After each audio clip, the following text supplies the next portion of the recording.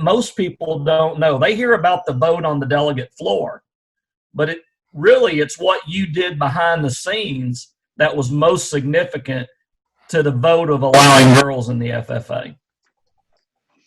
There was, and this is an interesting story. There was another issue at that national convention, and back then every state only had 2 delegates, and so the larger states like Texas and California and Florida and Iowa and all these other states that were larger in membership in the FFA, but yet they had the same votes as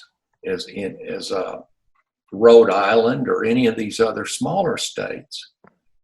And you take like Texas at that time, our membership into the FFA, I think we were like up 28% of the entire membership in the nation came from Texas. California was close to that, and Florida and some of these other states. So for years, they've been trying to pass what they call reapportionment. Could never do it because you've got 100 members there, and who wants to give up who wants to dilute their vote?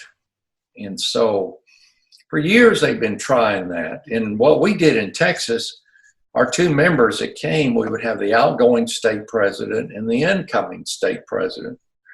Well, my first convention I went to, I was the incoming state president. I learned a little bit more about that issue, and we took a stab at it, and they do it every convention, every national convention, they tried to change that. So in my second convention, I got all those bigger states together in a room and said, we have an opportunity here to pass this, and let's tie this to allowing girls in the FFA.